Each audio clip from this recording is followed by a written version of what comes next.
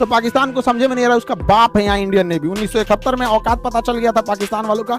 PNS गाजी जो डूब गई थी, आईएनएस राजपूत, विक्रांत, पाकिस्तान वाले लोग होंगे अपने दादा उदा से पूछना लोग बाबू कि दादा दादा क्या हुआ था 1971 में, तो दादा बताएंगे आप लोग के कि 93,000 फौज पिटा के आए थे सब, भारत वाला फिर छोड़ा था सब यहाँ पे। तो इंडियन नेवी को डराने निकले हैं, सोच रहे तू नहीं यहाँ पे। देखिए पाकिस्तान में एगो कहावत कहा जाता है, देखा देखी लंगड़ो देवाल फाने लगली, तो वही हो गया पाकिस्तान के साथ। इसने सोचा कि भारत नेवी में इतना कुछ कर रहा है, हमें भी कुछ करना चाहिए, तो अपना एगो छोट मोट जहाज लेके गुजरात के पास पहुंच गया।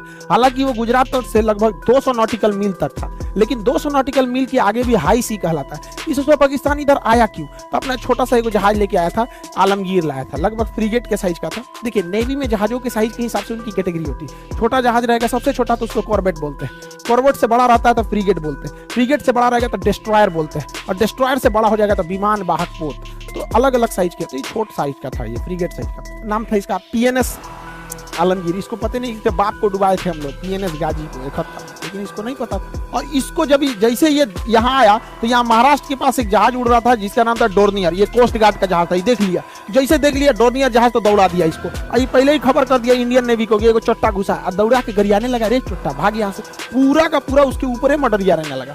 अब वो इसके ऊपर, इसका कप्तान चुपचाप बोलिए नहीं रहा था, आलमगीर पीएनएस आलमगीर का कप्तान कुछ बोलिए नहीं रहा था, वापस भाग गया यहाँ पे। और उसके ऊपर ही पूरा उसको चोटिया आ रहा था, ऊपर दौड़ा आ रहा था कि भाग भाग भाग चोटा यहाँ पे। अब पीछे से इंडियन नेवी चला यहाँ पे, तो पाकिस्तान को लगता है कि भारत को दबा गया, औकात में भी नहीं रहता है, इसको समझ में नहीं आता है। भारत पे दबाव बनाने के लिए चाइना से एक छोटा साइज का फ्रीगेट खरीदा, फ्रीगेट तो मीडियम साइज का होता है, कॉर्बेट, फ्रीगेट और डिस्ट्रॉयर, तो फ्रीगेट खरीदा। इसका नाम है PNS Taimur, Pakistani naval ship Taimur. अब पीएनएस तैमूर बनाया है चाइना ने, और चाइना बेच रहा है पाकिस्तान को। इसके लिए भी पाकिस्तान ने कर्जा लेके बनाया, हद है चोट्टा को। अब चाइना ने इस पीएनएस तैमूर को बनाया तो यहां से भेजा, इसे भेजना था कराची में पीएनएस तैमूर को भारत पे दबाव बनाने के लिए। तो उतना ज्यादा फ्यूल तो होता नहीं कि एक के बार में चला जाएगा, तो यहां से फ्यूल पकड़ के सबसे पहले पहुंचा ये मलेशिया। मलेशिया में इसने फ्यूल भरा। इसके बाद चाइना ने कहा कि एक काम करो, यहां से तुम चले जाओ चटगांव, बांग्लादेश के चटगांव, वहां फ्यूल भरना, 2 दिन तक रुकना, उसके बाद आगे बढ़ना। तब तक बांग्लादेश की प्रधानमंत्री है शेख हसीना, अगले ही महीने वो भारत में आने वाली है। उनको पता चल गया कि अगर यहाँ पर बंदरगाह पे रुकने देंगे पाकिस्तानी जहाज को तो भारत घुसिया जाएगा, तुरंत मना कर देंगे, भागे यहाँ से चुट्टा कहीं का, वहीं रहो, हमारे यहाँ मत आना। तो वापस कर दिए, इनको नहीं बोला गया। तभी कहा श्रीलंका के पास, तो अभी वो पीएनएस तैमूर जो है वो श्रीलंका के पास रुक के फ्यूल भरेगा, और श्रीलंका में नहीं रुका तो मलेशिया में, नहीं तो बेचारा जाएगा चुपचाप। अभी तो हम लोग श्रीलंका से वापस भेजे थे पीएनएस तैमूर को, तो इससे कुछ नहीं हो सकता है। लेकिन चाइना को देखिए कितना भारत के ऊपर मनोवैज्ञानिक दबाव बना रहा है, तो भारत को भी इसके ऊपर मनोवैज्ञानिक दबाव बनाना चाहिए। इसको भी हम लोग को इसके दुश्मनों को से मिलकर इसको भी टॉर्चर करना चाहिए। पाकिस्तान को लगता है कि छोटपैका जहाज देखा को भी टॉर्चर करना चाहिए। पाकिस्तान को लगता है कि छोटपैका जहाज दिखा के हम लोग को डरा देगा, तो पाकिस्तान को समझे में नहीं आ रहा, उसका बाप है यहाँ इंडियन नेवी। 1971 में औकात पता चल गया था पाकिस्तान वालों का। पीएनएस गाजी जो डूब गई थी, आईएनएस राजपूत, विक्रांत, पाकिस्तान वाले लोग होंगे अपने दादा उदा से पूछना लोग बाबू कि दादा दादा क्या हुआ था 1971 में, तो दादा बताएंगे आप लोग के कि 93,000 फौज पिटा के आए थे सब, भारत वाला फिर छोड़ा था सब यहाँ पे। तो इंडियन नेवी को डराने निकले हैं, सोच रहे नहीं यहाँ पे। दोस्तों कुछ दिनों पहले आईएनएस विक्रांत स्वदेशी निर्मित भारत का पहला एयरक्राफ्ट कैरियर भारतीय नौसेना में शामिल हुआ है। प्रधानमंत्री नरेंद्र मोदी ने 2 सितंबर 2022 को इसे भारतीय नौसेना में शामिल किया।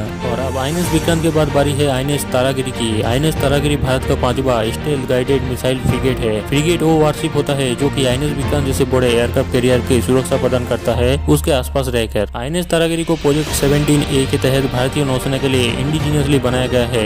MDL यानी Mazagon dock ship builders limited Mumbai में। प्रोजेक्ट 17A का टोटल बजट 50,000 करोड़ रुपए है, जिसके तहत 7 वारशिप, डिस्ट्रॉयर और फ्रिगेट्स बनाया जाएगा, जिसमें से 4 मुंबई स्थित Mazagon dock ship builders limited में बनाया जाएगा और 3 गार्डन रीच शिप बिल्डर्स और इंजीनियर्स कोलकाता में बनाया जाएगा, जिसमें से 4 वारशिप बन के लॉन्च भी हो चुका है। पहला था नीलगिरी जो कि 28 सितंबर 2019 को लॉन्च हुआ था। स्वदेशी रूप से डिजाइन किए गए तारागिरी में आधुनिक हथियार, सेंसर, विश्व स्तरीय मॉड्यूलर रहने की जगह और अन्य बेहद उन्नत सुविधाओं से भी लैस किया गया है आईएनएस तारागिरी को। इस वारशिप में supersonic surface to surface missile system लगाया गया है और आईएनएस तारागिरी में CPR डिफेंस सिस्टम लगाया गया है दुश्मनों के विमान और क्रूज मिसाइल के खतरे से मुकाबला करने के लिए और लंबी दूरी तक सतह से हवा में मार करने वाली मिसाइल प्रणाली से बचने के लिए। और 230 mm की रैपिड फायर गन भी दिया गया है तारागिरी में, जो कि क्लोज इन डिफेंस में कारगर है, जबकि एक SRGM गन भी दिया गया है। और स्वदेशी रूप से विकसित triple tube light weight torpedo launcher और एक रॉकेट लॉन्चर भी दिया गया है आईएनएस तरागरी में, जो कि दुश्मनों के पनडुब्बी को मार गिराने में सक्षम है। तो दोस्तों इस वीडियो में इतना है। वीडियो अच्छा लगे तो वीडियो को लाइक कर दीजिएगा,